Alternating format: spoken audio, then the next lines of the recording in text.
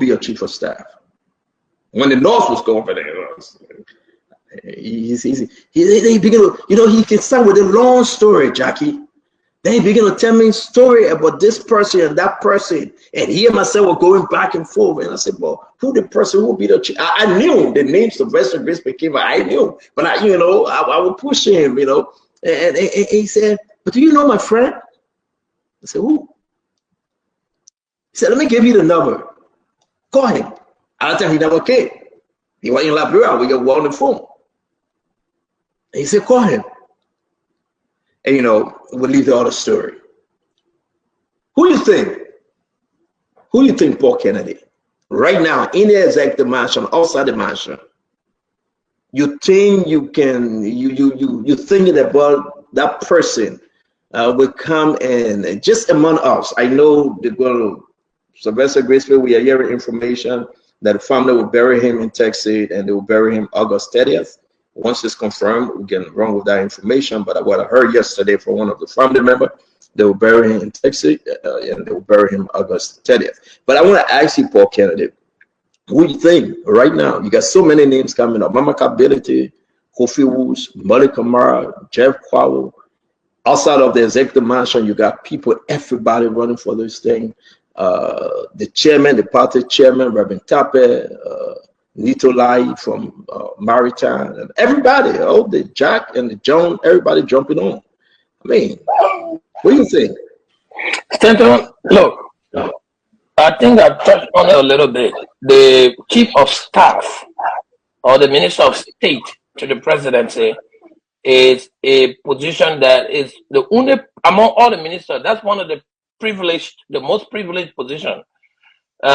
And the determination of that appointment is only made by the president and nobody else but the president himself or herself, period. And that and the counselor could set me wrong, correct or wrong. That's one of the positions that people really don't care whether the person is qualified or not. As long as the president said that this person I'm taking as my chief of staff. Yeah, but we know all of that. We just asked you names that came up. What you think? We know it's the president's decision. Number one, the president will have the ultimate decision. But if I was suggesting or just coming out of my mind to say anyone, it has been the guy who has been the chief of staff to the president when you are vice president, Steve Quia. This guy served in this position forever, for 12 years. I mean, I don't know how long, but he's been the chief of staff to the president. So I was even amazed when the president became president. Why did they make him the chief of staff? But the president knows best. So again, they come back to the president's own wisdom and his confidence level with the president he wants to put there. I just say that at the end of the day, though, I like what you call only one name. Is there any second name? Is there any second? You just make a question of one. That's the only person I think will do. Oh, okay. Glenn, real quick. You got years. You're hearing a lot. What do you think? Who now? We said all the other stuff we need to say about Ambassador Grisby, but who now you think? If even it's so early, we're just talking among ourselves in the back. Who do you think? Who you seeing out there? So let me just say, I mean, somebody cautioned me because I was like, I wrote a post. Grisby is not buried yet, and we're already looking for his replacement. And then someone cautioned me and said, that's how life is. The position has to be filled. So regardless of how you feel and don't feel, someone has to fill the position. So I'm going to say this. Whoever president, and I have somebody that I'm going to name, President Boyka takes, that person has to be someone who will be his confidant. That person has to be someone who is respectable amongst the peers of the executive mansion and amongst the three branches of government, someone that people can relate to and work with. Who do I think that is not loud? We don't hear much, but we know that he's been effective. I would suggest that Nat Kwabo should be the person to fill that position. He's presently the head of the cabinet.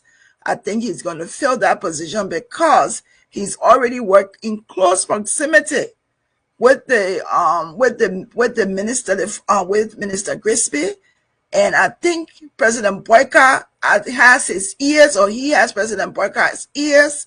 I would think that he should be the one to replace Crispy and no one else. Thank you.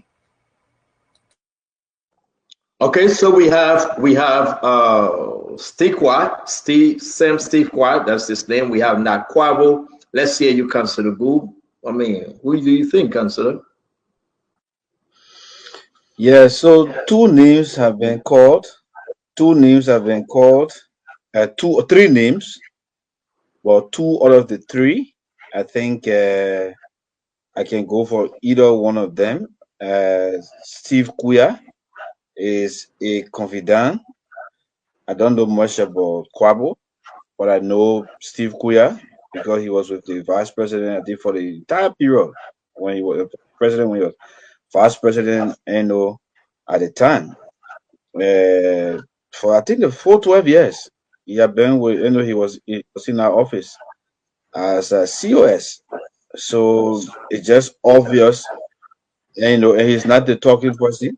You had to hear Steve Kuya is a professional person. So he pays attention to his job, and he continued to to work in the interest of the president. Because the thing is about trust. It's about trust. So then you call another name, Stanton, a very young man, very professional young man, Nito Lai, the head of Maritime. This is a young man who have been with the Unity Party.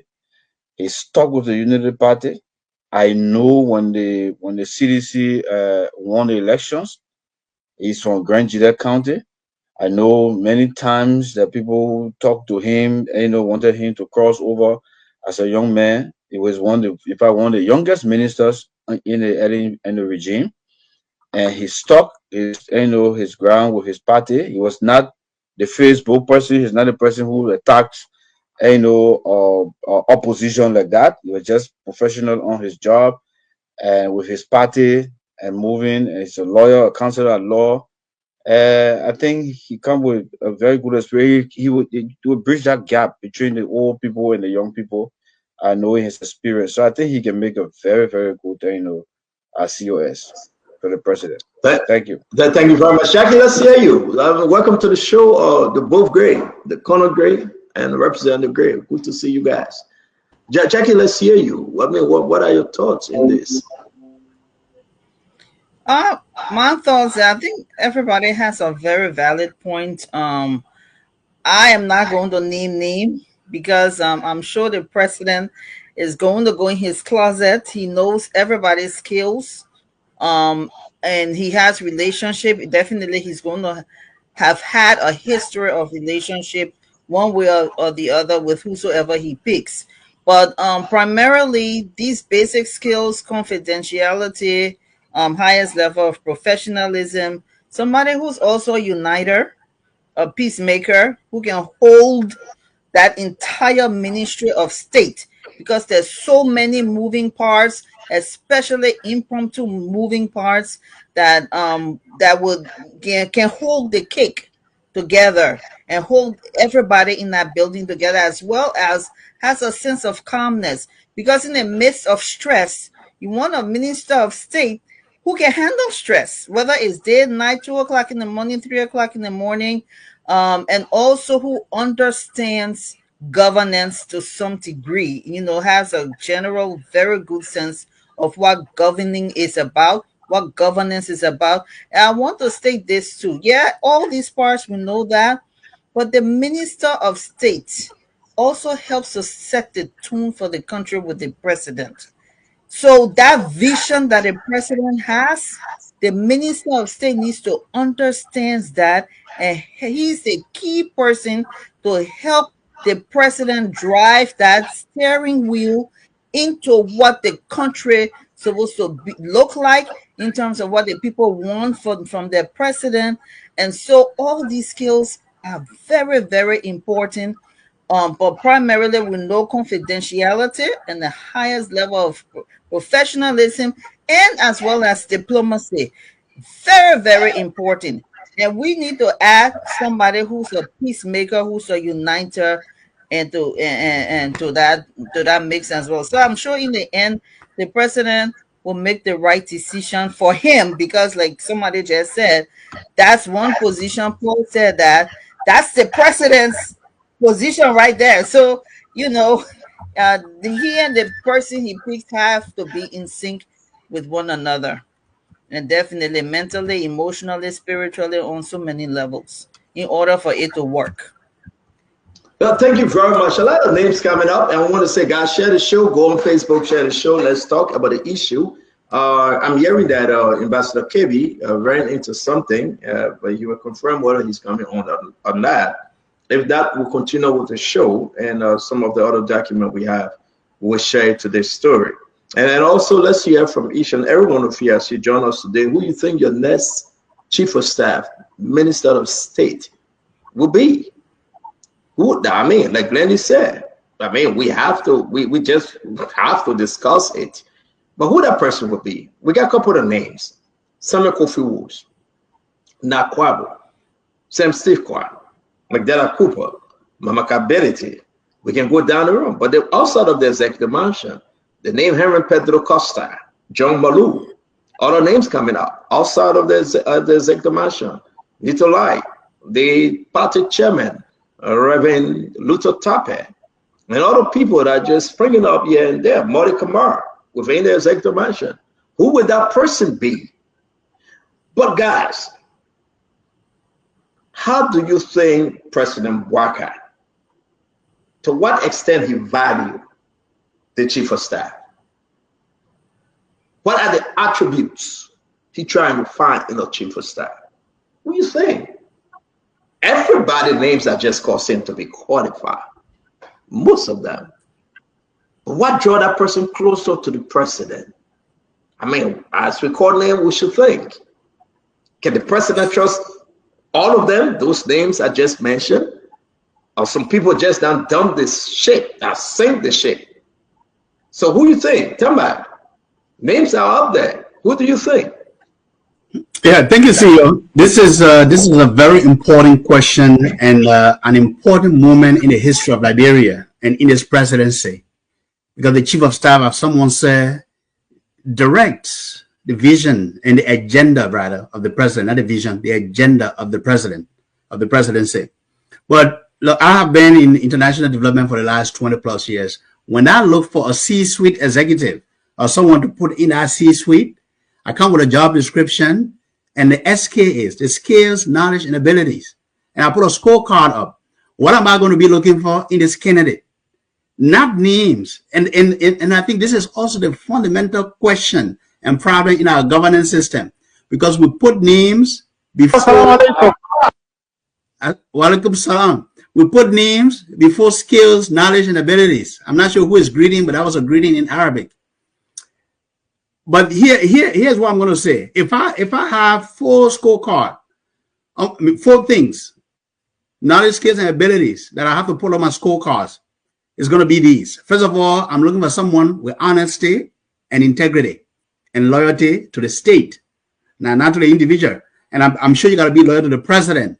But that's the first thing I will have on my scorecard. The second thing, I will say I will need a team builder.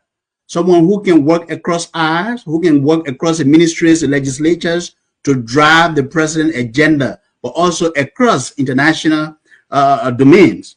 But I also want someone who is a strong communicator. Now, being loud and being a strong communicator are 2 different things. A strong communicator, someone who understands the language. Who do you want now? Who do you want? We got to run through this thing. And then discretion and diplomacy. Now, look, I can give you names, but I would want someone outside of the current system. And the name that's coming to mind, right? 2 names, maybe John Moru or Clarence Moniba. So those are 2 gentlemen that I know that will come with some of these skills, knowledge, and abilities and can serve the president well. But look, the president knows what he's looking for, and he's going to find the right Chief of Staff. Thank you. I'll thank you very much. Thank you. We want to say to all of you, the question remains, who's your take? I mean, somebody must take the position. I mean, we will open the line, we'll ask the Liberian people. Now, everybody have the buck, though. Let me bring in Conor Gray, bring in Akaris Gray, and we'll go to our brother Vendetta. They call him the Vampire. Hashtag regroup CEO. Conor Gray. Hashtag is it Pepsi? Senator, that's a high profile position, and you're confident of the of the person you serve. You know him in and out, and so as a result, you bring some very laudable experience. When I serve as Chief of Staff of the Army Chief of Staff and Chief of Staff of the Minister of Defense, I was confident to that individual. You have a fiduciary duty. Above all, you must cut across aisle, as others have said. But diplomacy will play a very vital role. It takes a civilized person to be in that corridor because the temptation will come. If you're rowdy and very on the edge, I don't think that position will be for you because you are the bad boy. They will beat you up. But at the end of the day, I think a gentleman that I went to school with, comes to mind, which is Nathaniel Kwabo. He's a diplomat and a very experienced guy, understands Liberian politics well. And he has served so many individuals. And so for me, I'll not even beat around the bush. I think he will play a very good chief of staff. Oh, thank you very much. Thank you. We'll bring in the former representative, Akaris Gray. Welcome. Yeah, thank you very much, and good evening to all. I personally, it's none of my business, but because it's a point of discussion, I will contribute. When I say none of my business, it doesn't matter who he takes. It's his decision to make as a president. However, someone spoke of the issue of confidentiality, spoke of the issue of experience. It spoke of the issue of somebody who probably could bridge and work in between, more diplomatic. I don't see no one more so in that position, especially someone who has served the current president in the position as vice president for 12 years since Tikuya. He been the COS of the vice president of the Republic of Liberia, if I'm not mistaken, for 12 years as vice president. He works now at the Ministry of State with the current president. He knows him. I think that one of the guys around the current president that has not broken rank and file, they have that good, extreme working relationship. So if we look at the issue of competence, qualification, experience, confidentiality, he has everything that I think the president will be looking for. The next person I will agree with on Remy Gray is not Kwabo. Kwabo is a good diplomat, not too sentimental. Politically, I mean sentimental. He could fit in that gap. But mind you, there is something there. The party may not want to lose that position because whoever becomes the COS, the Minister of State, is like technically like the Prime Minister, that the face of the government, that everybody may go through the entire country. Would the party want to lose that kind of a critical position? Is it just about somebody who's still with President Bouakai for 12, 40 years? Or is it about somebody that the party can trust to get the party agenda executed? Not just through the party personal gains, but also the national agenda set by the party. So can you take off the party chairman? Can you take off the secretary general of the party? Adapt those things. Can you put Gafwan in the position also? But if you put Gafwan, who is eyeing the presidency, in that position, then Jeremiah Kungo worry. But I think the party itself cannot allow that position to just go like that, because that's the person who knocks. That's the last person the president will be able to speak to. That's the guy who can even write the president will say write a communication that they will write it another way and justify to the president. Sometimes he can take some action that the president is going wrong. The chief of staff, the minister of state will say, I can tell my boss it's wrong, but I will not act on this. I will hold it.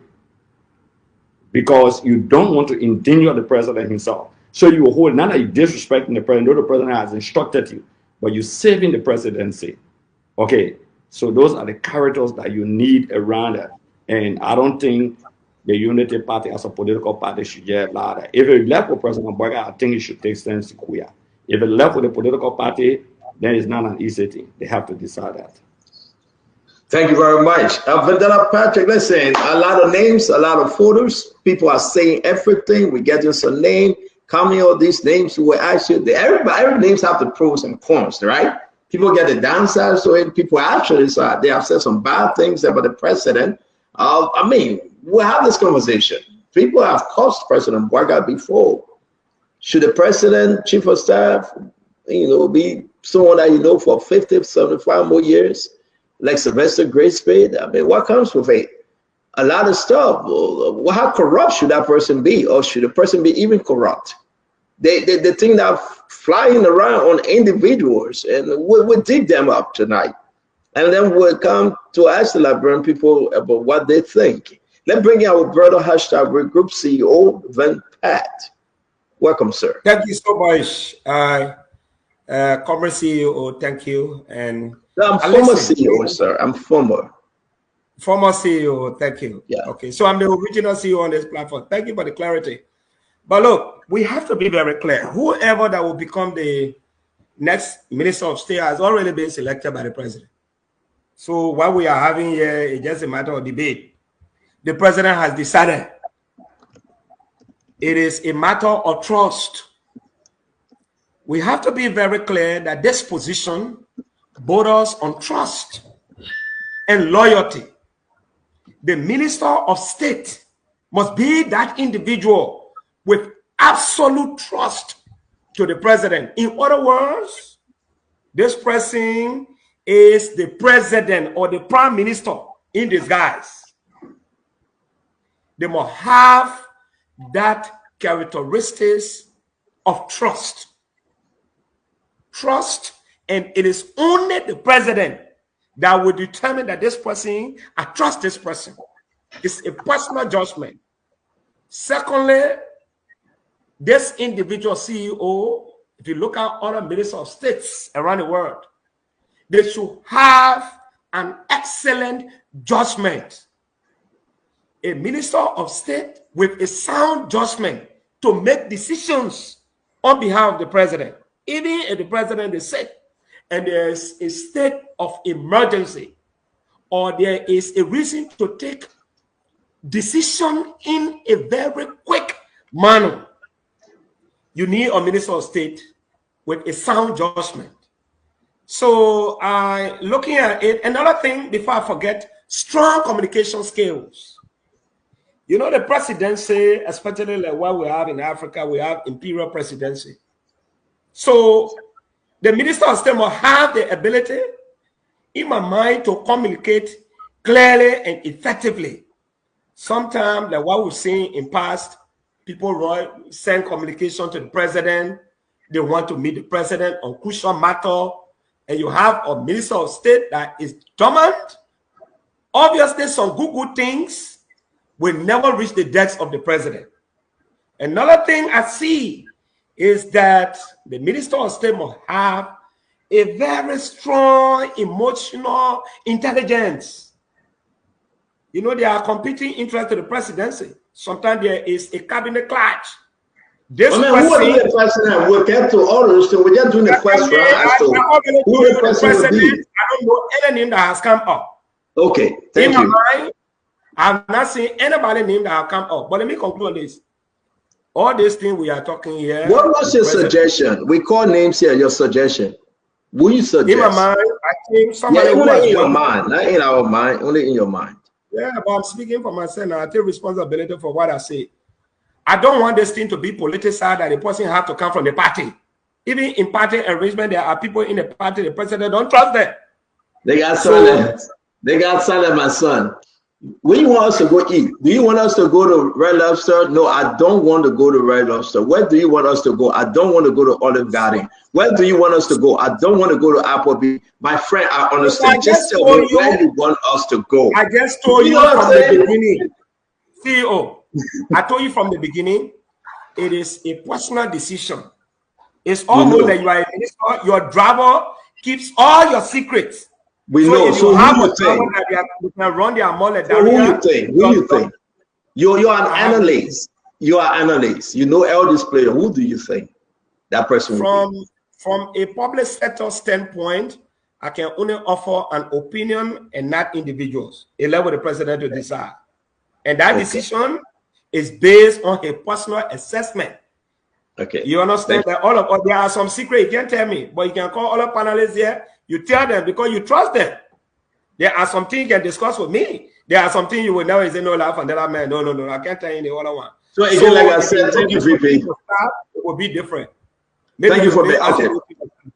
Thank you, VP. And I want to say to all of you, this is your program. Share the show. We're going to do another round. I beg you. We're going to put up some names. We're going to put up some picture, right? This is unique. This is very good because somebody must serve in that position. Somebody. And please, we're not asking who shouldn't be, but we're asking who should be that person. And I always play this with my son. So we decided to eat rice. We said we eat anything but rice. Stand on where you want us to go, right? Olive Garden. I don't want to go Olive Garden. Where? I don't think I want to go Red Lobster. Okay, I understand. Don't give me what you don't want. Just tell me what you want. The brother went all the way down the line. So let's leave that one for a bit. Let's tell the people what we think and what outline. Listen, let me put this up. One, let's allow Asido to speak first. Then we'll put a picture and the names and you guys can speak to the person. Come, Minister Do, welcome to the show, sir. You're muted, sir. Yeah, all so right. Just put me, I was driving, coming, I was listening, but then I stopped listening. So just bring me up to speed. Who do you think should replace the Honorable Ambassador Sylvester Grisby? Everything you know, those names. I don't know if I should be the one responding to that question of the rescue government. You're a panelist. You are a panelist. That's one of the weirdest questions I've gotten in 2025. So listen, this is what I would say to us. I would say, one of the things the rescue should do now, I'm not going to tell them, we will wait to see who they bring. Then we have comment after that. But I would just say this though. The rescue should, as much as I understand how it hurts them, they should try more than anything to be a little truthful in this one. Because I said this, if you remember when the government was being formed on a slow pace, one of the things they kept saying over and over was that they were vetting everyone to ensure they brought the best, the most educated, the most experienced, only to come and see, we almost get Yahoo boys. We almost get Yahoo boys all around the place. And now they're saying, oh, Mr. So let them be very transparent in what they are doing, how they're doing it, so that the Liberian people know what to expect in the future. Well, when they come up to tell us that they want to bring the best, the most educated Liberian, and the person comes on to be the next Yahoo boy, then we will be here to respond to it. But as of now, I'm not sure I should be telling the United Party who to bring. There are very good people we know, but being that the United Party is so arrogant in the way they are, we'll leave them be. Maybe we can give Remy Gray to be their next COS. My only guess, if Remy Gray goes there, nobody will pass so easily because the ball like to shoot on sight, and we don't want. But again, we're looking at it to see what happens.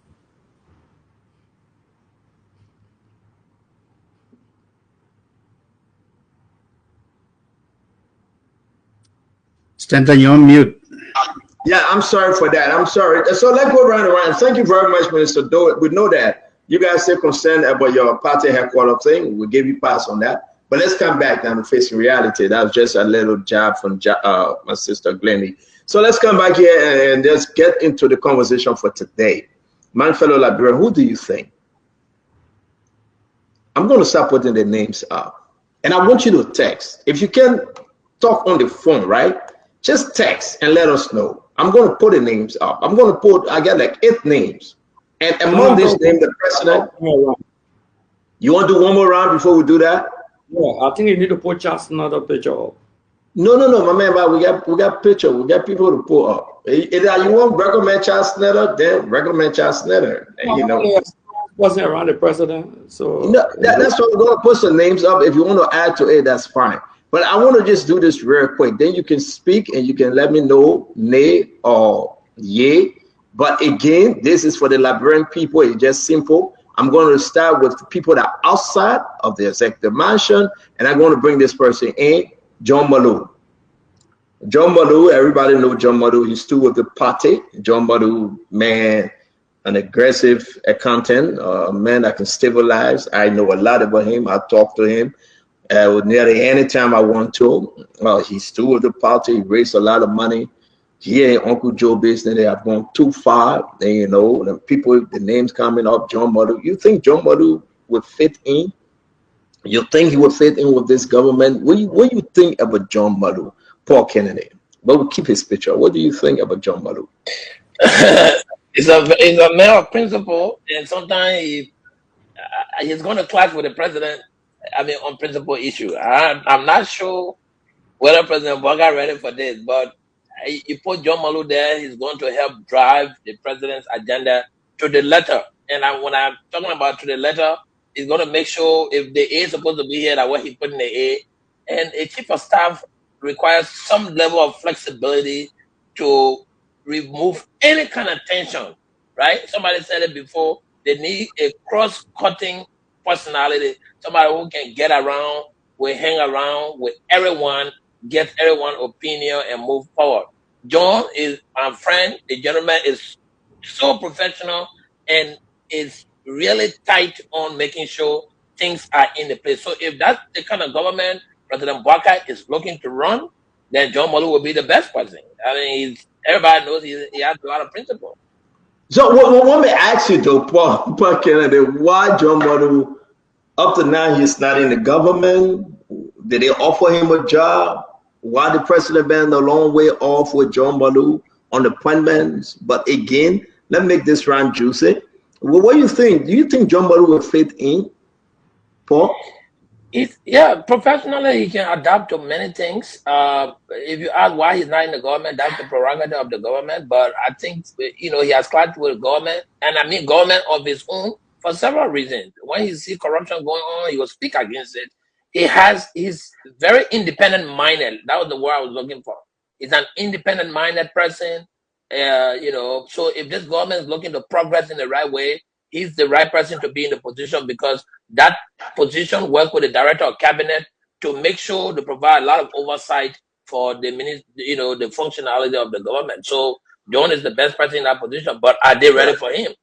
Thank you very much. So folks, just get your pen and your paper. Let's hear you. We got John Malou first on this list. And if you consider him, why you consider him, why not him? Let me bring the consider good. Just John Malou.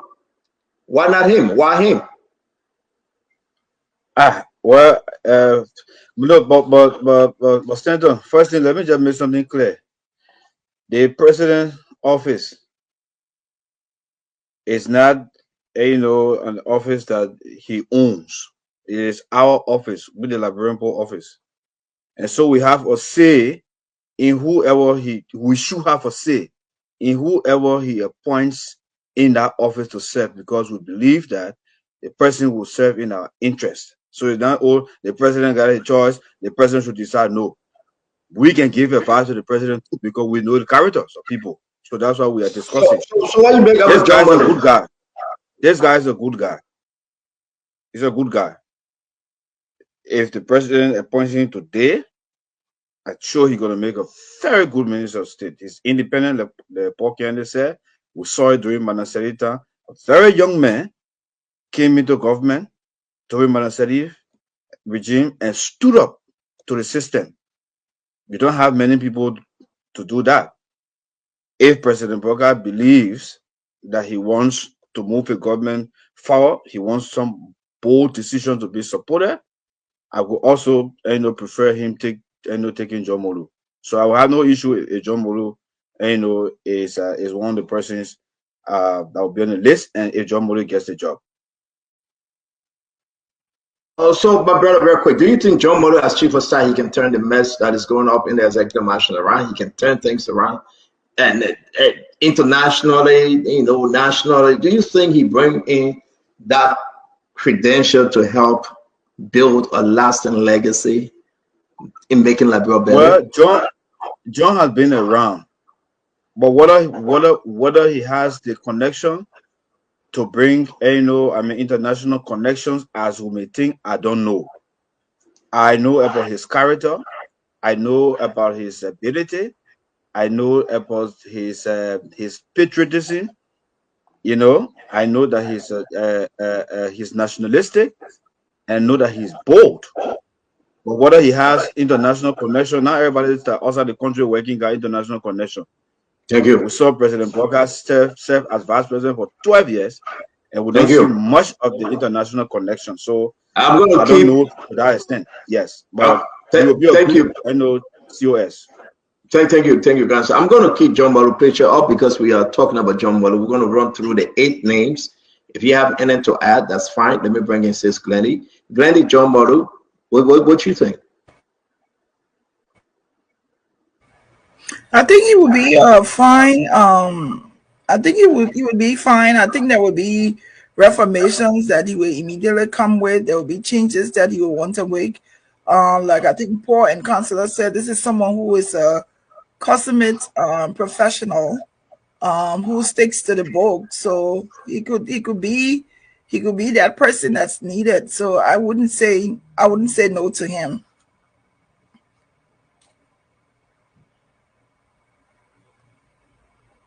Tintin, you're muted. No, thank you very much, Sis Glennie. But Sis Glennie, though, I understand we're going to say this, though. I'm going to ask you, maybe somebody else will ask you when it's the time to speak. Why do you think President Barker kept John Muller out for this long? I mean, if he had that credential to bring transformation and make things happen, what do you think? You think this time around he will fit in Glennie? There could be so many reasons. There could have been people maybe at the time not really wanting John Muller to be in his circle and may have said some things to President Boycott that caused him not to want him to be there. So there can be several reasons, but the question directly is, if he was going to be somebody chosen, would he be somebody that would serve well? I think he would.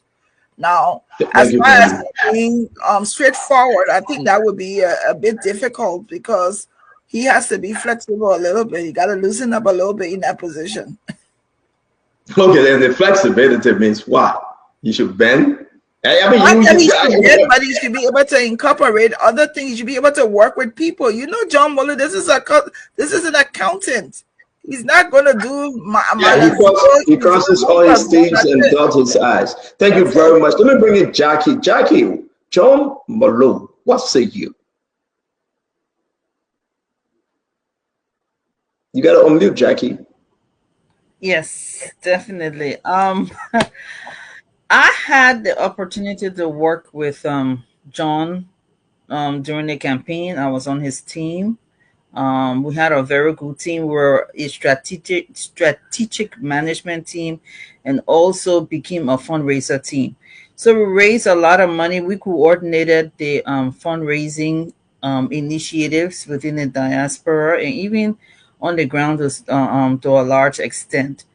And working with him, prior to working with him, I knew of him, his background as the GSC boss under Madame Salif. But working with John, and I always tell people, I said, people feel that John is so strict and that the needle cannot bend. I said, what I saw working with John, I saw somebody who has some level of flexibility, using his discretion. Maybe back then he was like a rod, can bend, but working with him, I saw that depending on situations, he's somebody who listens as well. He's open to communication, to listening to people, trying to get everybody's thoughts. This is my experience with him, so that's when I'm sharing who is John Muller. I'm talking about him from a personal working perspective. He's very hardworking. If you give John a task to do, he will do everything possible to implement that task to the letter. And for him, failure is not an option. Success will be on that board, and that's what he's going to shoot for. So he's a friendly person, a very, very friendly guy. Yes, he does. There has been some controversy about him in terms of whether or not he gets along with people.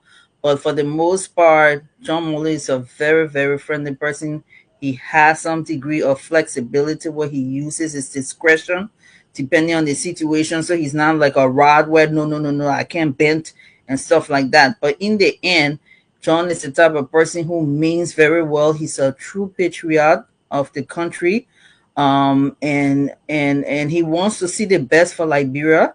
He's very close to the president. The president is also very close and fond of him and trusts his abilities. And that's why he brought him in during the campaign to work closely with the campaign to make sure that we delivered, we were successful in the end. And he played a very, very critical role in that process. He's a nice person, highly professional.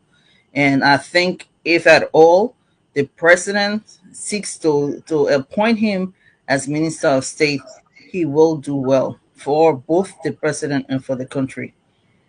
Thank you very much, Jackie. We are discussing John Malou. I'm going to put it up again to listen to the rest of the guys. And then next on the list from the offside will be Henry Pedro Costa. Tamba, will you make about this, John Malou? Yeah, thank you, CEO. I think, as I said earlier in my analysis, John and Clarence will be the two persons I will look at as outsiders who will bring value to this role. And I know John for a little while.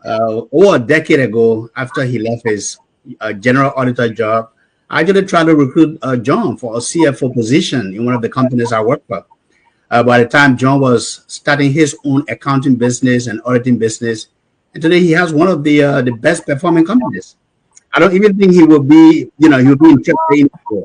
But just for the conversation, look, John will bring discipline, right? He will bring loyalty, not only loyalty to the presidency, but loyalty to Liberia. He will bring integrity, and he will bring that repetition, that can serve as a bridge between the government that is still struggling to gain its footing, that has been challenged by the recent report from the State Department on the human rights issues across Liberia, that is still, trying to solidify itself as they are, working towards gaining the MCC compact, later this year or maybe next year. So John Mulley will really be a good ambassador, and he will bring, he will disrupt the kind of shitty deals that may be happening around the presidency. He will bring that tenacity wherein people will not use him or use his office to try to play around the presidency. And that's a discipline that is required to make the president succeed, to help him drive his agenda. And I think he will be a good choice. Okay, thank you very much. I'm going to bring in my brother, Conor Gray. Conor Gray, John Malou, what do you think? Stanton, I'm glad that Jackie gave some really clearer picture of who John is, because proximity-wise, I don't know if I've gotten closer to him. What the president, that position is not about the individual who is going there. It's about your service to the country through an individual. So you don't need a headmaster in that corridor. That is not to suggest that you need a yes sir in that corridor. You need someone who brings a certain level of expertise and that's willing to listen. For me, I think where I see this guy could be an obstruction to the president's will is his own individual ambition to become president someday. And anybody who serves in that corridor must be selfless. Primarily, this is your boss. It's not about you. It's about him, period. And I don't see Malou in that capacity. I might be wrong. Thank you. Akaris, John Malou. I don't think we should put John Mulley in the midst of enemy forces. Let me repeat. I personally don't think we can put John Modu in the best of enemy forces. Whether you like Modu or not, he comes to the table with some degree of integrity.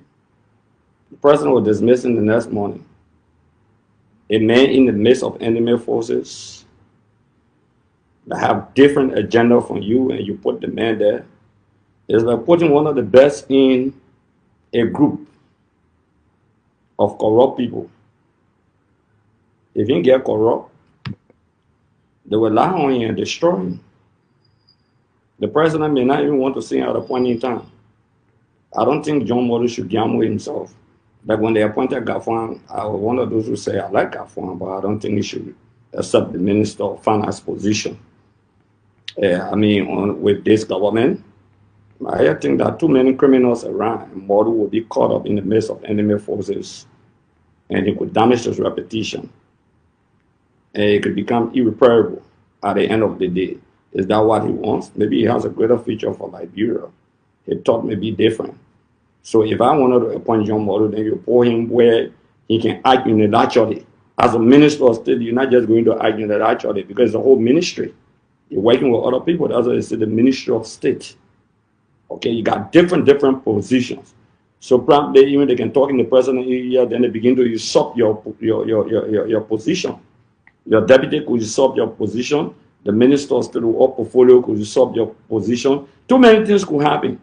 Okay, there's government. So no, don't gamble Modu in the midst of enemy forces. Take Modu off. Let him do what he's doing. Or maybe the Access Recovery team who have been a great guy in that direction, or the GSC. Okay, as an anti-corruption hero, probably most likely that's where I see Modu, but not in the midst of enemy forces. There's somebody who say the hyenas. It will be consumed easily. Stanton, you're talking, I'll finish. The other person Thank you very much, Akari Script. Fundela Patrick, let's hear you. John Malou.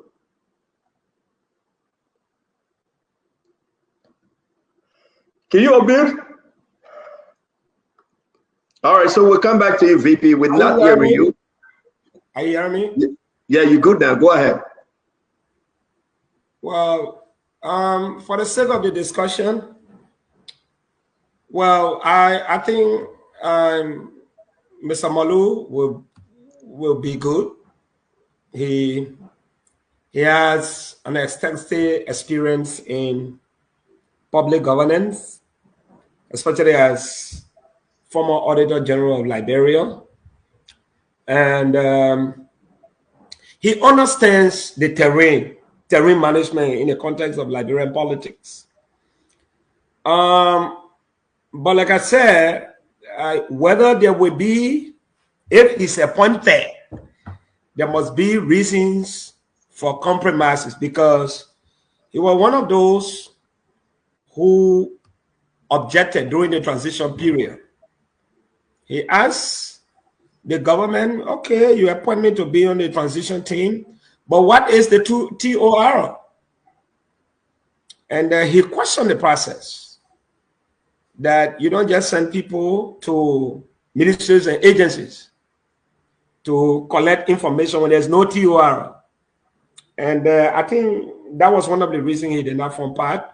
He suggested that they needed to formulate a TOR of every individual that were on the transition team, so that they can have an account, a holistic account of what the CDC did, so that when they are making appointments in government, they will know who to put there. That was not done. Bringing Modu, I'm not too sure he's interested in this job. I mean, but just for the sake of the argument, if you bring him in this picture, he's going to exercise an independent judgment. And some of the political dealings, as it has been, where people override in the name of our president, Malou will be like a gatekeeper, like the Katuso. So before you enter the terrain of the presidency, you should know what you are bringing on the table. If you bring in something that is cacophonious, that is not pleasing to the ears of the president, based on his personal assessment, of what you are doing as a minister or deputy minister, obviously you will not go. The issue of our servants. Most of the time people go around the president just to show face. President is traveling, they go do it and show face. So he will be more concerned about accountability. Mind you, one of the issues that have characterized all our governments in the past is the issue of corruption. So you will have a man sitting in the office of the president who will be an anti-corruption czar. So when you come, you're talking tabata to the president, he already knows. So again, I'm not too sure he's interested in this job, but he could be a good fit. But if he's there, I want to agree with Akaros. Thank you. Let him go. But listen, I'm getting a lot of information, Jackie. To be frank, though, ready. What President Bouaga want? Who he want to be his vice president? And what that characteristic he's looking for in that person? What actually is fair? President Bouaga wants someone from Lofa? Does President Bouaga want someone to help him fight corruption? To stabilize the issue? Look, for example, and let me say my word about Malu Bien. I say you're coming because you're in and out, you're going to Konan to eat. Some of the names that are coming up, do you think the people that those names ready to fight with this president? Who ready President Bouaga looking for? Can somebody help us understand who ready President Bouaga looking for? If President Bouaga say I'm corruption free, if President Bouaga say I want to see a better Liberia, if the president saying that I want to fight corruption to the end, build the schools, build the marketplaces, the roads, be transparent in dealing with investors, who really President Bouaga want to fill this gap? Everybody talks Sylvester Graceby or ANC. Most people get angry when you take it on outsider. But he trusted Ambassador Graceby. He fought his own family member. He fought his loyal confidant, and he kept Ambassador Graceby. Right now, may his soul rest in peace, Ambassador Graceby. Who that person can President Bouaga trust? Who will go in the corner, in the middle, they earn the money.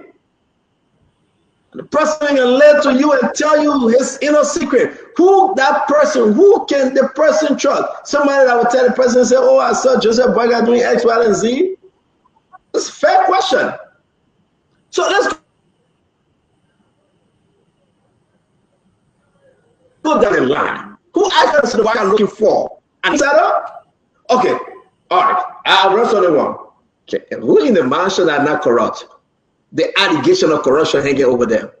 Who? So let me go down the list. I just want to remind the Liberian people the character President Bouaga looking for. Who that person should be. Is President Bouaga saying that thinking? I see, he's mooning his best friend, but then he's thinking, who can take this position?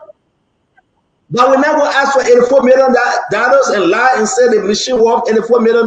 Who can take this position? That will not cross my signature and put a copy signature and say, yeah, the president who can take the position?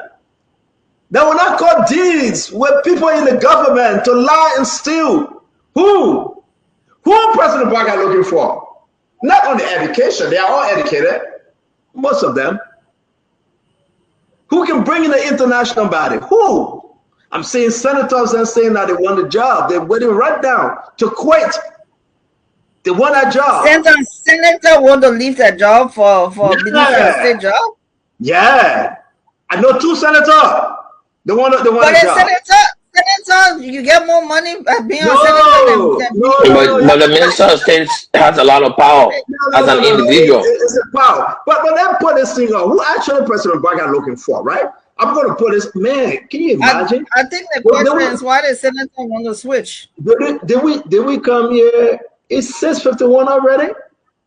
We started the show late. Wow. No. All right. So, yeah, I didn't know. I told it was just 5 something. All right. So Herman Pedro Costa, the name is ringing. Real quick, everybody got 1 minute. I said, let me start with you. And you know why you have Costa name ringing? I said, what say you? I just hit to ICD about this kind of question, but that's okay. Well, They let are, me they are Liberians too. yeah, let me 30 seconds from the last man you're talking Oh about. yeah, sorry. You talk about from John Balu. Go ahead, Isaac. Yeah. No, actually, for me, I want to look at it from a different perspective. I partly listened to General Gray, and I thought we should be on the same side. I'm not looking at President Boakai appointing John Molu. I will be looking at John Molu accepting a position wherein he places himself amongst Yahoo boys, amongst bad people. John Molu will not. You know, certain people have built their character over the long time.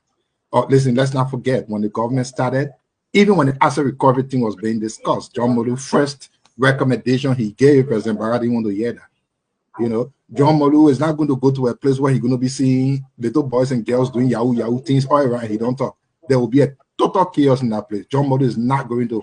He will not even consider going among the lions' den. It's not possible. So I'm looking at it from the side of John Molu. You can take a good man, bring him among, you know, among gigantic, you know, the other side of life. So he's not going to go there. John Molu is not. He's a good man. He's too good for the level of corruption that we are seeing, we are experiencing every day. He's not going to damage his corridor. He got a bright future, and I'm sure he will always stick towards that. Now, the brother you just pulled up, Erin Costa, we wish the government all the best of luck. That's it? That's all you said? Okay, so guys, we got to do 30 seconds real quick because we got a long list. We're just going to spend the rest of the show on this one. Paul Kennedy, Henry Costa, what say you? Costa is a good guy. He does not have the experience. He has really not held any, you know, large public management sector position. So to put him in that position, you'll be limiting the ability to coordinate. He will only be there becoming a secretary and a wing around person by the president, with not very much to offer from the perspective of government and governance insight. That's my opinion. Thank you, Jack. Sorry, not Jackie. My brother, Councilor Henry Pedro Costa. My man, they want to do. They want my friend. So they put in everybody and we're running over together. I would say. Thank you. All right, let me bring my sister Jackie. What's up, Henry Pedro Costa? What say you? Stanton, I think everybody agree on this show that one of the top two qualifications of a minister of state is the highest level of confidentiality. I'm reading the comments regarding Mr. Costa, which there's no question that he's a controversial speaker.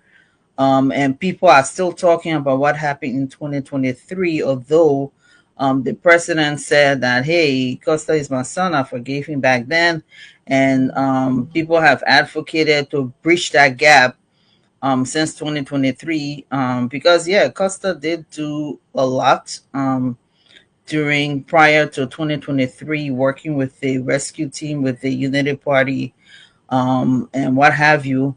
But for some people, I'm reading the comments, some people say once a trust is broken, yes, you can forgive, but you don't want to allow a second chance to have that trust broken. So this is from comments from the public. Is that something the president will consider for a minister of state? I don't know. Again, it's up to him to make his decision. But I think everybody can agree that the first two qualifications. So you are saying no to Henry Pedro Costa, right? Confidentiality. I'm saying to what I'm reading, the comments I'm reading right now. What you say? Not the comment. What you say? I mean, based on confidentiality and not having a track record, I think that's something that the president needs to highly consider, and that's what the public is also saying as well. Thank you, Jackie. Let me bring in in the past as well. Thank you, Jackie. Tell me 30 seconds. We got to squeeze everybody in. Henry Pedro Costa, and I will say my own Costa too. Tell me what you think. Yeah, thank you, CEO. Look, Costa is a great communicator. He's built a following. You know, saying he came on this political stage in Liberia, and he's doing well for himself. But Costa is also known as someone who can switch sides at the very last minute. Costa is known as someone who can spill secrets when he gets upset. Costa is known as someone who cannot be trusted in the Liberian political landscape.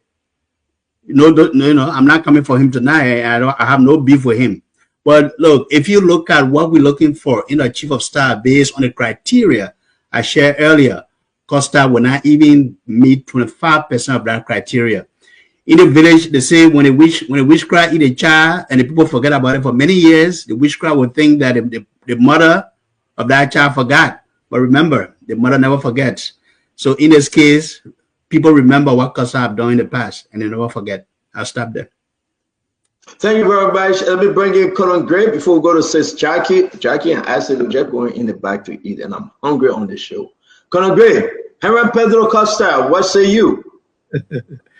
Stanton, I think Jackie said, look, there's some privacy that you need to hold to your stomach and take to your grave.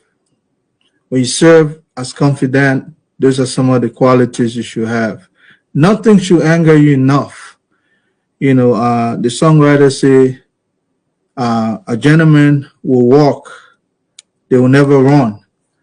And somebody will piss you off. A lot of folks will piss you off, even your principal. So in other words, what I'm trying to say, Mr. Costa, in as much as you got some skills, I don't see in that capacity because emotional intelligence, I question. And I think he's temperamental at some point. Well, he's a good guy. It depends on which of the Costa wakes up tomorrow morning. You don't want that. Thank you, Colonel Gray. Let's hear you, the representative Gray. What say you about Henry Pedro Costa? His name is circulating. Many have said it all. The first thing, Costa is a desperate, dangerous hustler. He cannot be the face of the republic. Let me repeat. He's a desperate, dangerous hustler that cannot be the face of the republic. You put him there is to encourage corruption. He has that established record. Or not just flip-flopping, but extortion. It's not what you want. Then they bring Prophet Key who can keep secret on confidentiality than Costa. So if you can put Costa or we can put Prophet Key or and discuss that. Okay, he doesn't make a difference when it comes to Prophet Key. Prophet Key is more confidential than Costa. So taking out of the formula and just throwing into the dustbin for historical purposes. Thank you. Van Pat. Well, presidential judgments are not just an issue of rationality based on individual perspective. It is the individual that is in the seat. Interestingly, we have a president we consider our grandfather. Costa, in my mind, the president is sitting today and reflecting for the fact that his name has surfaced. It is a known fact that when people were afraid that JMB would not be president, that his time has expired, and that there is time for a new breed of generational leaders, Costa took JMB business and put it on his head. He ran around. He was abused by seditionists. He was criticized. Of course, that's true. I mean, if I was a sedition, I would have done the same. Fast forward, he managed to penetrate the barriers, receiving all intellectual bullets to say JMB is what we want. In the last day, they fell apart. This president, if he appoints Costa, it will be the greatest reconciliation in the history of his presidency. That will send a signal out to the rest of the people in government that in the midst of disagreements, we must build a nation, and give him an opportunity. If he misbehaves when he's out, I'm not too sure whether any government will take him. But, like I said, he has some fundamental faults, but perhaps JMB is reflecting when he needed somebody to showcase him. Thank you very much, Glennie. Let's hear you. We got Henry Pedro Costa up. What your take? So I want to say, I had to go somewhere, but I had to come on to respond to this. I want to say that I agree with VP 100%. 100, maybe 1,000%. I want to be on record that if President Boyka, and we also have to remember that this is his decision. It's not a decision that's going to be based on whether Glenda thinks Costa is emotional, whether Glenda thinks Costa is not competent, whether Glenda thinks Costa does not have the experience. We also spoke earlier. This position has nothing to do with experience. It is strictly a position that the president is going to decide, who do I think I can put in this place right now to trust me? So if President Boyka picks Henry Costa, it will speak volume of what reconciliation is, of the wisdom of President Boyka, that he is someone who is moving forward to giving someone second chances. So I agree with VP. Thank you very much, VP, for saying that.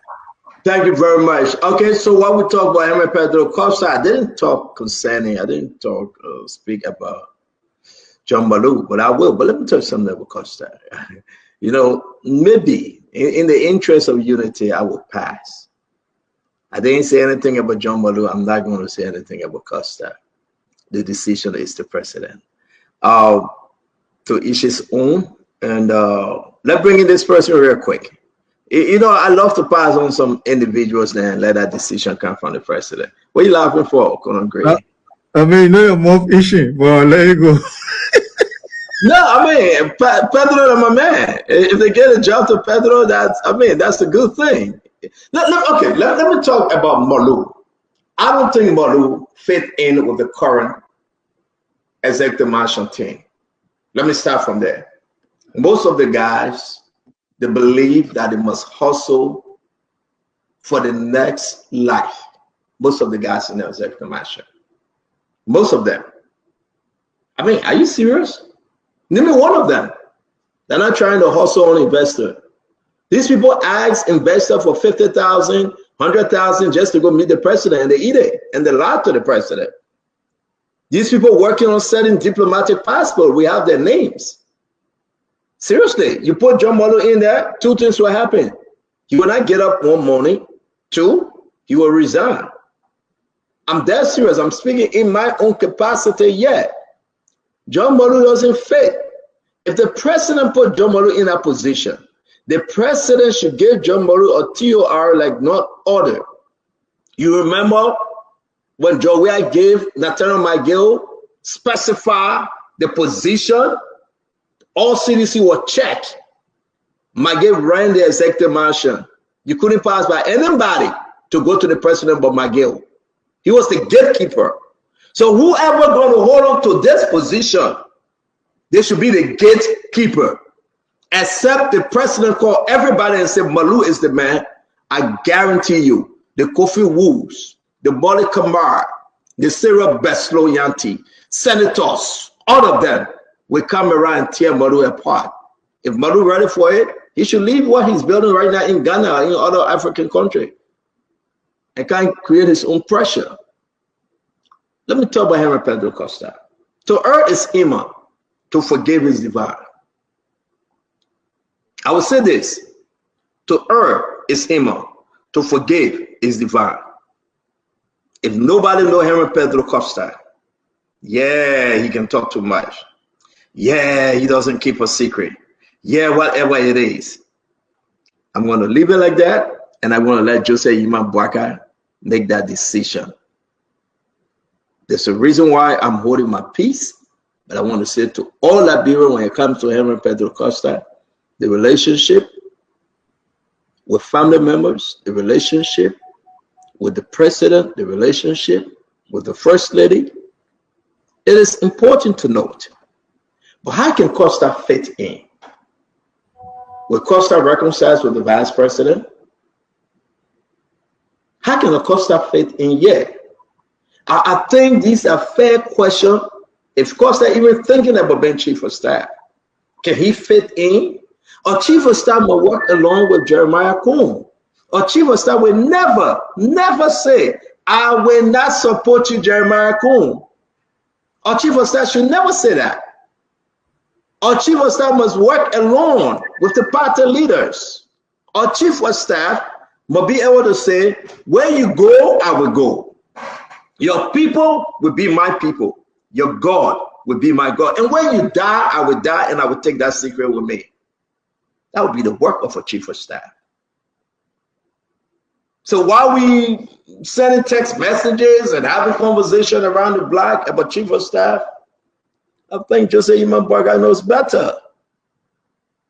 People have called, they have questioned. But hey, if President Barker say I take Costa, so be it. Can a Costa fit in? I'm going to leave it like that and go to Mamaka Ability, $84 million. You know my position on Mamaka Street. 84 million yellow machine. 84 million. I don't even know what we should even mention her name. Yes, indeed. She's a deputy minister for state. The woman that brought in the $84 million, the woman that brought in the South African, the woman that is so allegation of corruption hanging over her. This one, I can tell the nation tonight, if Joseph Yima Barker named this one, I can tell everybody tonight, I will be the first man to declare my intention as an opposition to Joseph Yima Barker.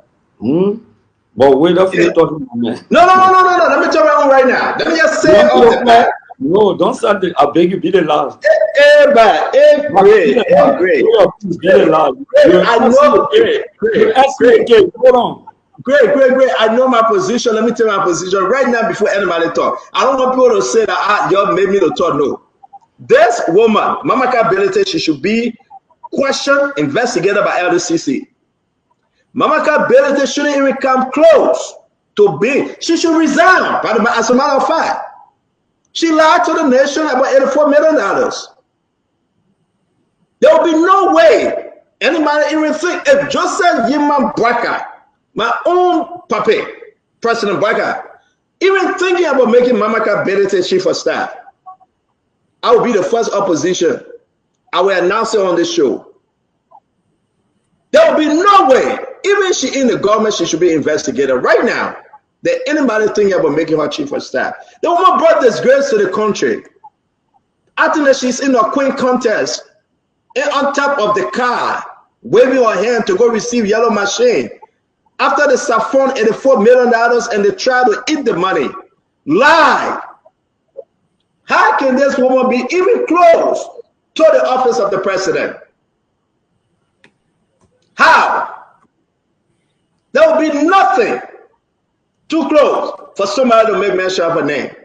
If Joseph Barker want to destroy the government, our president, if he want to destroy this government, with the last foot the government on, he should make Mamaka Ability chief of staff. The sweeper will be corrupt. The people that are cleaning the toilet, they will be corrupt. From head to toe, allegation of corruption hanging over the woman. The woman said in her office that her husband can do the job for her. Red papers. All this woman knows is to hustle. I don't even know who making mention of her name. She should be dismissed. She should be fired. She got no credibility. And we shouldn't even talk about her. I just want to pass her. I finish talking for everybody. She can now be chief of staff. Even mentioning her, putting her picture up, and even had to make on a grade. The woman told the nation that she needed $84 million for yellow machine. The woman get allegation in every businesses that she wants 10% in kickback. How can anyone name her, bring her close? That's something the president knows we don't know about her. On that note, I will delete her name from here till tomorrow. I deleted her whole picture. She can never.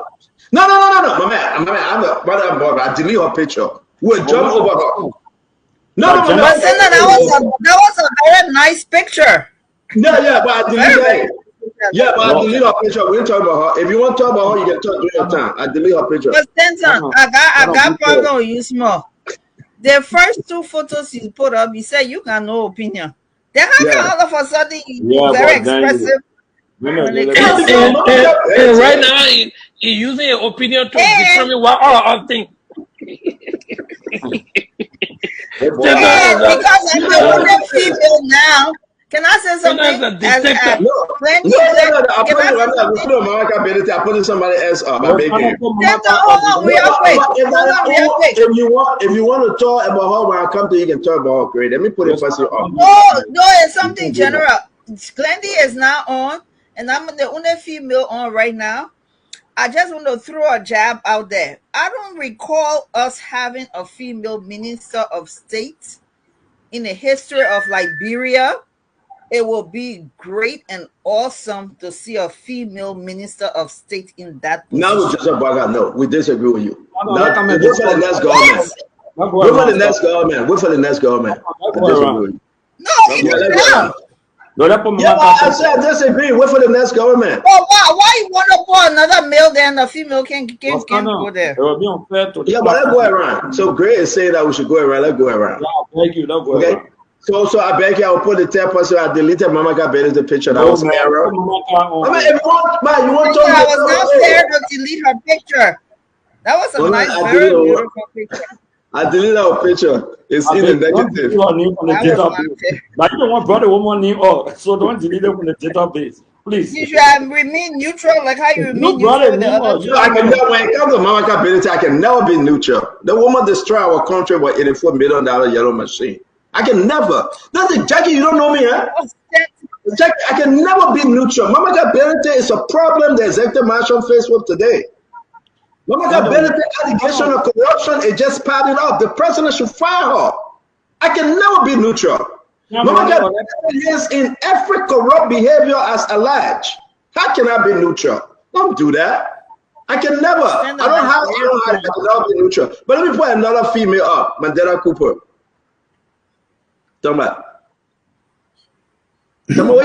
Mandela Cooper. No, because you mentioned her earlier, but you didn't give her title, right? And now she's being shortlisted. I'm not talking about whether she married her. Now, because I said Mandela Cooper married her, KB got a friend. He said he's not coming tonight in the hospital. Exactly. He got in the hospital, so I don't know who married to who, but Chief of Staff Mandela Cooper, are you saying it? Look, I don't know Mandela that well. I know she was in New York. About 2 years ago, we met at a fundraiser here. But what I'm going to say is currently, what I'm looking at, people within the presidency, the advisors, those who are close, who are giving advice to the president, this presidency is being challenged. And Mandela Cooper is close to the president. She's an advisor to the president currently. And I wouldn't recommend her. I won't put her in a short list for Minister of State. She can continue to be an advisor, but I would rather have an outsider come because, look, they have all been kind of like marred in some of the allegations that are ongoing around the presidency, the shady deals that have happened.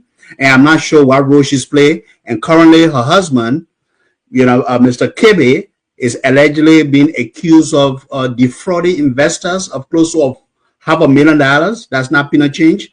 That puts her in direct conflict of interest to even be considered for the role of Minister of State or Chief of Staff to the President. So I would not recommend her for this role. Thank you. Thank you very much. Let's go over. What's Honorable Gray? He left. Okay, Honorable Gray left. Paul Kennedy, you want to speak to Mandela Cooper? Yeah, stand on.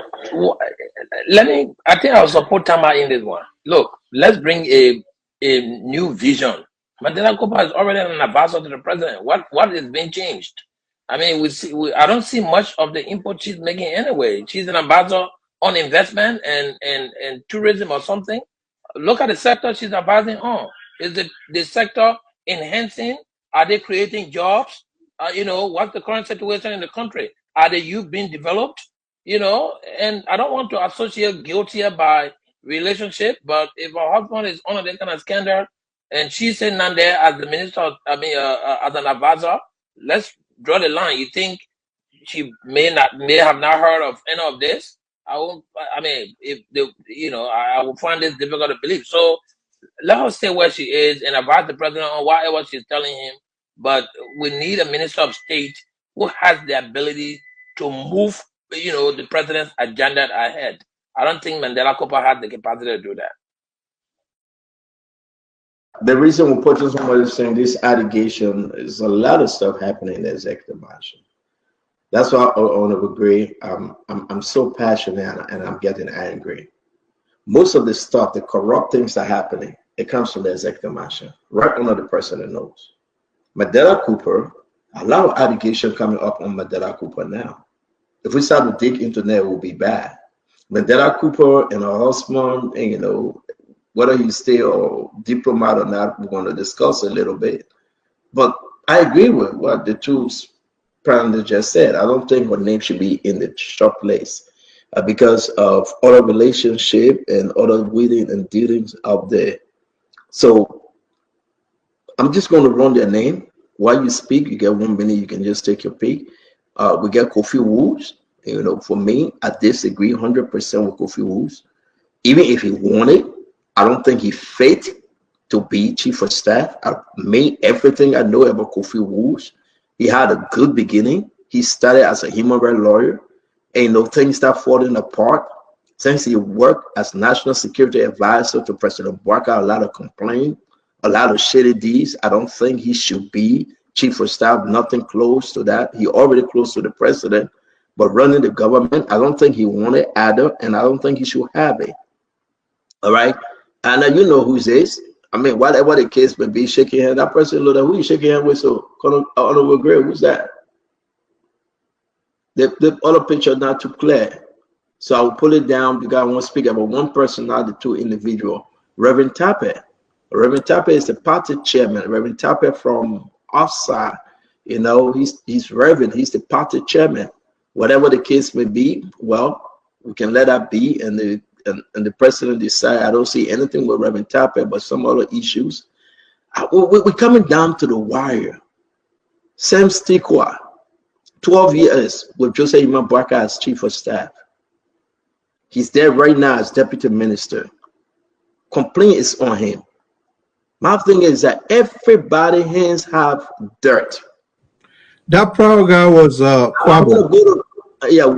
Not Kwabo. Thank you. I want to go to Lafayette. Everybody's hands got debt. Everybody's hands in the executive mansion got debt. So, who would this president trust? Take somebody from outside Sarah Bessler-Yanti? Saying Jackie is asking for a female Sarah Bessler-Yanti? Who can President Bouazizi really lean on? Who can he depend on? I mean, these are some serious issues that we are faced with. There's nobody you can point to from inside. Inside get trouble. Inside is dirty. Inside they are all corrupt.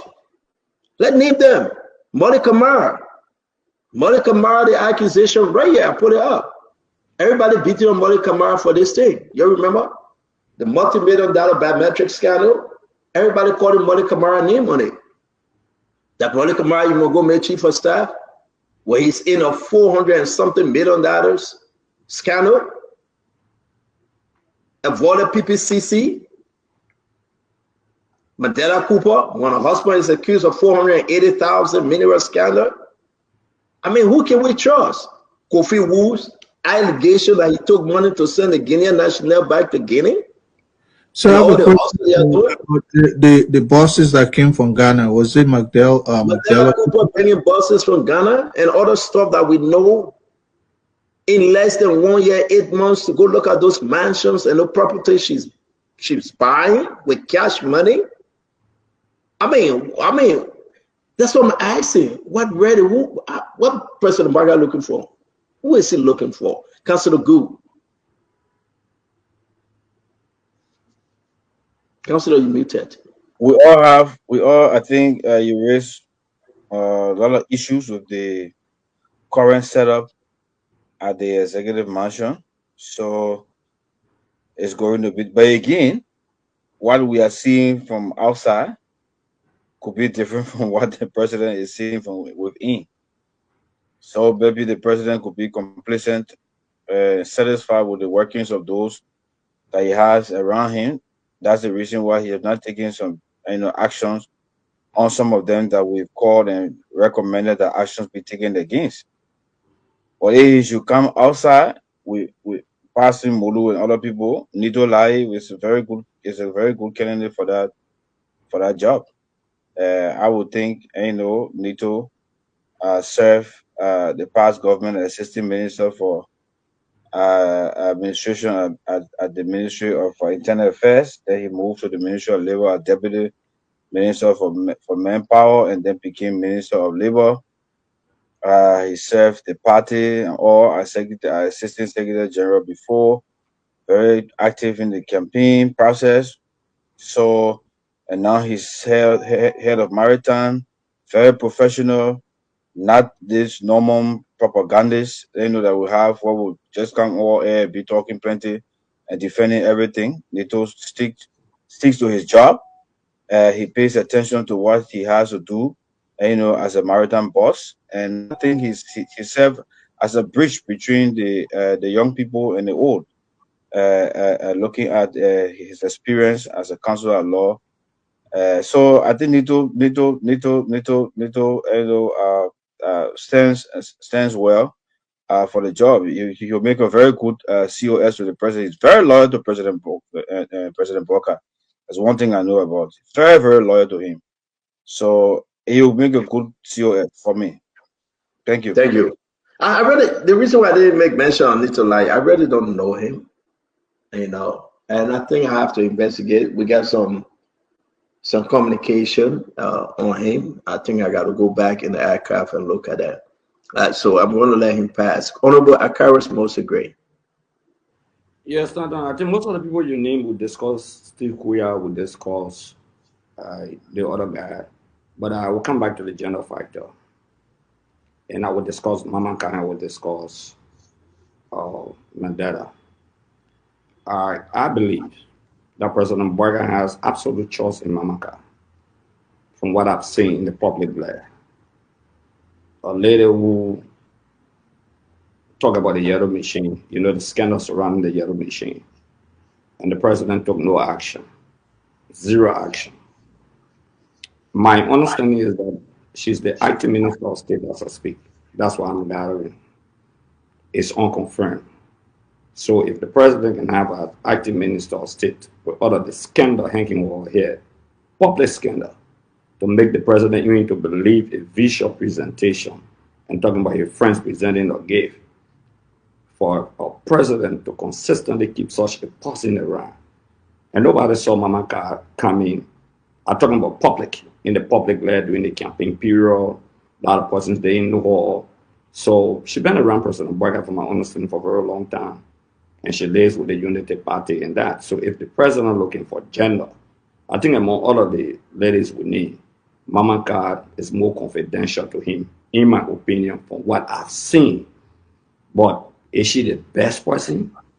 You're a very bad man, Akaris. You're poker. This guy is very bad. You want to destroy Unity Party? No. I'm not going to sit there and throw out there. No, don't do that. But the reality, You get The man looking for the government is still. No. The man is strategic. I said those sat on the show. You're trying to step, so we shouldn't carry John Malu because you don't want that discipline in the government. Now you buy into Mamanka, that lie on $84 million yellow machine for you to be the one to destroy the country. I think it can never happen. Don't do that, man. Don't do that. No, don't do that. Let me tell you my point of departure from your argument. My point of departure. Don't do that. Don't do that, man. Stop, man. You buy your stuff, man. Don't do that. I swear you're going to break and make all the time. Don't do that, man. No, great, I'm a cousin. Forget about that one. I know in Kima. Okay, my point of departure is that the president you're protecting against Mamanka is not protecting himself against her. So you're not the best person to speak for the president. The president has spoken publicly. There's the acting minister of state as I speak to you. There's the lady who brought the yellow machine, damaged the image of the country. Still the president trusts her. There is something about she and the president of the Republic of Liberia. Some confidentiality, some partnership. Because she's been around since 2017. She was there raising money for the campaign in 2017. So she's not just an ordinary person around president. Everybody that raise money and make money. And with all the attempt to destroy President Bokar, still has explicit confidence in her. Just that thought of maintaining her as acting minister of state, it speaks a lot. No. That's not true. That's not true. The president will make a determination, but on the issue of the party chairman, I just wanted to close on the party chairman issue. On the issue of the party chairman, if I'm a member of the party, I will push the party chairman. If I'm a member of the party, I will push the party chairman on the issue of the party chairman. Every party will fight to have grip on that position where partisans could benefit, the country will benefit, the agenda of the party will be pushed. So the chairman and the party, they are intact, except that he has disentangled himself from the party. If he has done that, it's another issue. But to be frank with you, I put my bet on Steve Kuya and Kwabu. I agree with you. I agree with you. Only one person I would take. If I want to sound like Nathaniel Magid, only eighth or even eighth, right? He said even eighth. President Bouaka must choose someone in the executive mansion. The only person will be Steve Kuya. I don't know, on so many reasons. So many reasons. And President Bouaka said, I must take somebody from the executive mansion, not Nakwabu. And I would tell the Liberian people why not Nakwabu the more. Let us stop joking. Those guys, most of them, they are corrupt.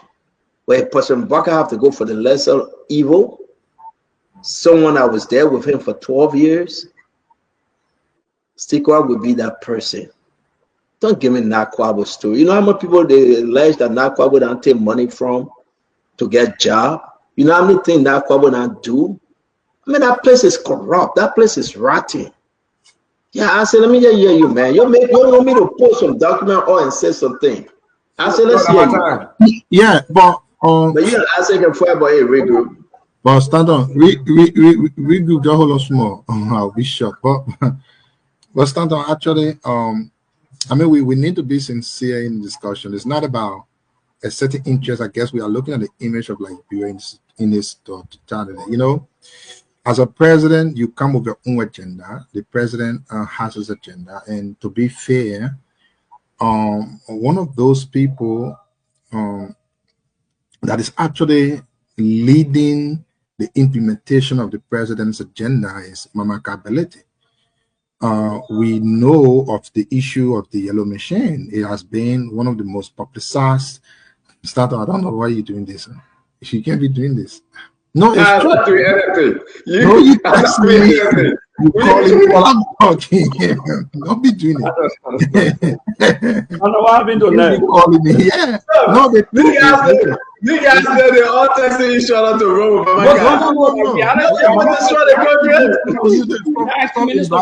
Taking me off track. The truth of the matter here is that one of the proudest things the government has spoken ever since it came into power is the yellow machine. And who brought the yellow machine? Who brought more than 200 yellow machine free? Who told the Liberian people about it? Or Mamaka, she had the Chanini. I said, hold on, Councillor, you want to go in the back and have that conversation, Councillor? And besides that, even when the heat of that conversation was on, it was Mamaka Belete that the president sent to South Africa. Don't forget to still meet Gumadi. So in my mind, she who best served the president's interest by pushing his agenda, because she is someone he has shown to the public that he has explicit confidence in. And the president wants to have a very deep-rooted confidence in his chief of staff. So if you ask me, Mamaka Belete should be one of those people the president should bring on board. She has done a lot. You talk about Mandela Cooper. Let's be fair. It was through Mandela's influence we had this guy who came to help Liberia's sport industry. I'm sure with Mandela Cooper, we're going to have a lot of other people. We're going to have Cameroonians, Senegalese, Ghanaians that will come to help Liberia. You see the nonsense they got saying? The nonsense he said. Why you pick up your food this morning? These guys said they mean Jack. Stand up. I'm not talking again because you pick up your phone to be embarrassing when I'm talking, but it's true. The Senegalese came through her influence to help the country. If you were to put Mandela, you're going to bring in a lot of Congolese, Senegalese, or Tanzania, a lot of these people, Malawian, to help the country. And I think you need such a thing. So the president can look at those people that he thinks from his own point of view that can help his administration. Mamaka Belete, who bring, without being Without being the chief of staff to the president, she brought in $285 million machine. If you were to give her that position, she could triple that. Why only the country? But let me got it. They got full of joke. The whole Southern Mayor, I even know why Southern Mayor. Southern always taking off. Yeah, but let's go ahead. You see how CDC behaving? They think this will be a joke. But you know, CEO, I'm happy. But quickly, you know, let me just use this time to appreciate my good friends from the judicial branch of government. I'm told that the Chief Justice will be commissioned tomorrow, along with the 5 commissioners. We're announcing, you're getting ahead of our conversation, Vendetta. Let's finish this. I'm just saying something. So you should be the only person to announce. Yeah, so I can announce. We go by topic. VP, let's go by the topic, my man. No, we're not on the topic. Stop, we're not talking. We go by topic. We're announcing that. Mama Car, we are okay. We'll wait for our own president to announce. But congratulations for those that will be commissioned tomorrow. Clara Masakwe, Angela Kasebo, Ben for. We are announcing that. Let's go ahead. Emmanuel Peka, congratulations. Ali, we're having something done. But look, let me say this. I'm happy that we are having this conversation. That citizens can say the person is corrupt, they should not be.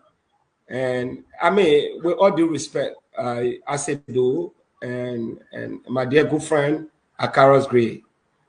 You know, when you're forming the government, there were certain people we never wanted them to be appointed. For example, Eugene Nangbe, he betrayed the CDC in 2011. He lied on the CDC that the CDC were bringing weapons to destroy, to bring war. That weapon now the security forces against the CDC. When you were appointed Minister of Information, none of you question it. One single person, you never say anything. And in my mind, I say, how can this man propagate the message of the CDC when he betrayed the CDC? He gambled the lives of those citizens. You rewarded such an individual. I felt that was the greatest political accident ever in the history of the CDC. And I said that this will haunt you in 2023. Even though yourself were not clear, but I'm happy we are all in opposition now. Our eyeballs are clear. But let me say this. Mamaka could be a better minister of state. Like I said, the office of the president is only the president. You know, you can have many good drivers, but your driver is your secret keeper. Not because somebody can drive, but if the person made mistake, yeah, she made mistake in government. I mean, people make mistakes. People commit crime. Nobody works in government. You say you are not corrupt. People are corrupt. Even all they put you there, corruption is not just about stealing money. But when you carry on certain favors, it becomes corrupt, especially when it does not follow the real, channels. Mamaka has, it's not just in government, but beyond the scene. You see, one of the mistakes we make is the fact that that's why, let me conclude. Nelson Mandela, when Fidel Castro supported him during the days of apartheid, he went to the United States. They wanted him to condemn Fidel Castro. He said the mistake people make is that you think your enemies should be my enemy. And he said Fidel Castro is is a friend and a comrade in arms. He defended him. So for me, like I said, the president knows who he wants. And all the tabata we're talking here, the president has already decided. The president decide anybody here. You're making a mistake. So you don't know. But let's leave it. Oh, sorry, sir, CEO.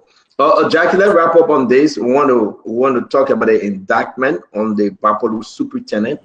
He got indicted today through the court. The Bapolu superintendent got indicted, and others also. The commissioning of the Supreme Court Chief Justice and order, I believe, Justice Kane will also be commissioned on the more, and the rest of the LTA guys. We also want to say that sorry, KB couldn't come on the show. He said he had to rush to the hospital, but a lot of question remains as to what he knows about this allegation. The big allegation against him about 480,000. What actually happened? What does he know? The Liberian people need some explanation. Jackie, let's close up with this personal mindset, and then Jackie will give us an overview of the program, the schedule for on Saturday. But right now, close up on this chief of staff position story.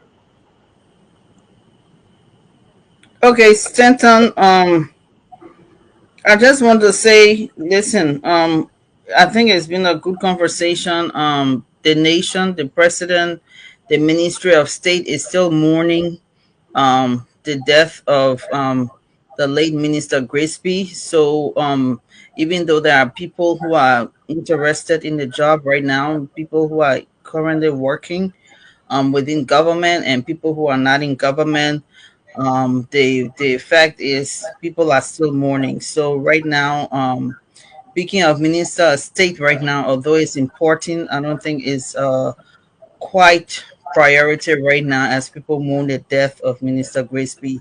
And as we all stated here right now, the president is up to the president. We identify the characteristics, the personalities of those who should be on the short list of the president.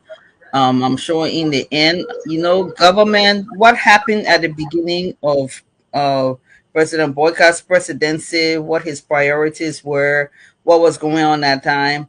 I'm sure to some degree there has been some shift in terms of him going to well over to his into his second year of being a president.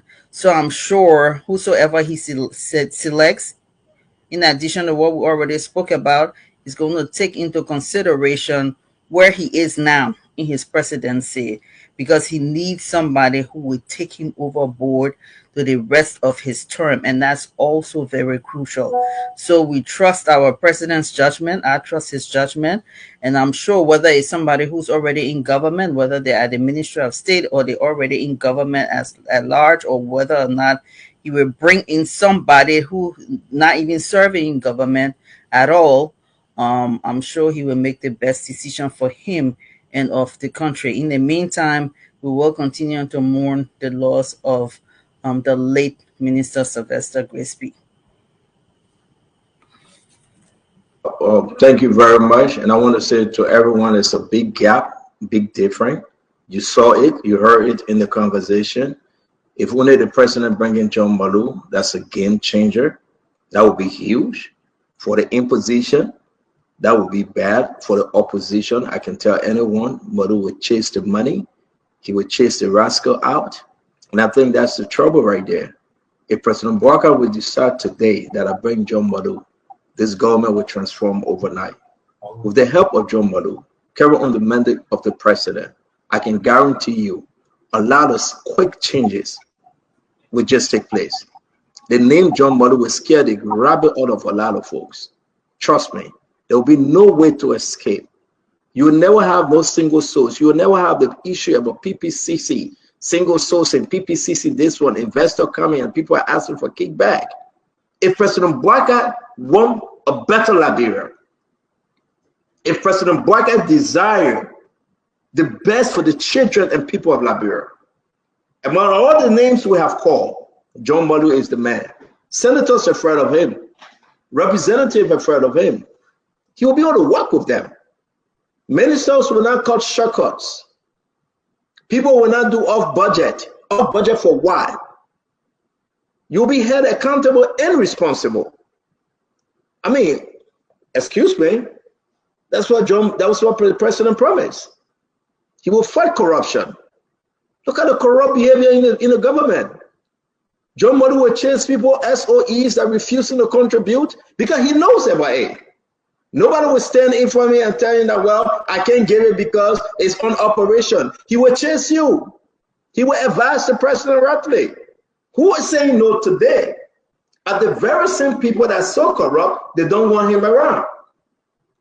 Bring anybody but John Malou, will still be in this tick-tock, tick-tock, tick-tock. Because they're afraid. They are afraid. You think the nonsense about asset recovery will happen? Who advised the president? How can you bring corrupt people from the past government who can't work in this government and you expect them to be better? Look at the executive mansion. Open those seasons of corruption. Name me one. I will pull out the photo for you to read. I will give you their information will scare the heck out of you. Name me one. They are all hustlers. They are stepping and setting down on concessions, advising the president not to act, because you know why? They're getting kickback. So I say this. President Barker got nothing to lose. Trust me. He want to serve, he want to do that which is right, and he want to leave a lasting legacy. So to do this, you need somebody that can tell you the truth. You need somebody that can advise you rightly. You need somebody that will say, no, our country can only be better, Mr. President. I advise us to go this way. You need someone that will listen to the president. Now when the president speaks, they go do, he or she go do their own thing. There's no one in the executive mansion. But if the president wants an easy cut, a safe path, Steve Stickwell should be your man. But then the Liberian people will decide. But right now, the executive mansion is corrupt. Everybody, Bushman Keita, every one of them, they keep quiet, they're scared, they can't talk because all the hands in the cookie's jar. We're talking about the Bristol Port people. You know the people in the country? You know who blackened it? The allegation that Bushman Keita blackened it. They met him. Why for? Oh, I'm gonna give you the story. You know who else trying to black the deal about the port, the same port that Sir Joseph talked about? They met Bushman Keita. He cannot allow to go on the president's desk for review. The president is still waiting for him. Look at LTM. The lawmaker wrote the president. Who's sitting on that letter from LTM, from the lawmaker? Who's sitting on it? Because they want kickback. I mean, we would tell the story. I want to say we couldn't get to our brother Kebi for other reason. He said he's in the hospital on his way. His car, something happened to his car, but he's sick, he's in the hospital. But this allegation, I mean, it's getting serious. He sent new documents. We'll share the document with you tomorrow. He's saying he's not part of it. But one of the questions somebody asked me, they say, is he still a diplomat? Does he still carry a diplomatic passport? So, you know, from everything, we were able, as he talking to me. Yeah, no, I was going to say, you know, you say a lot of good things on who should come, who shouldn't come, but you look at it from the other way. How do you know the government is on serious? Say, for instance, yeah. So let me finish with that KB story. I know you want to talk about that. The ambassador KB were able to obtain his passport, right? This is his passport. Ambassador, this is diplomatic passport now, you know? And so this is what we do. We try to ask questions. This is the ambassador passport. This is ambassador KB, that my friend, right? And he sent me the document. Apparently he made a mistake. I don't know how I got this. I look at my phone, but this is the ambassador passport, right? The ambassador I was coming from Mandela Cooper husband. The passport expires April 23rd, 2026. That's the expiration date next year. It said DP, diplomatic passport, 0004723. That's the passport number. His name, his nationality, Minister of Foreign Affairs, Ambassador at Large, Youth Sport Development. That's his title, right? This is his passport. Is he still an ambassador? The reason why the people put up this passport, those that send the information to us, he presented himself as an ambassador, Colonel Gray. And then he used his title to bring them in the country. That's the allegation. And then he will be getting 17% as per his share. This is very important. This is very important. The people watch the show. They are angry. When I said I was bringing in the Silver Stanton, we will give you all the information and to share the information.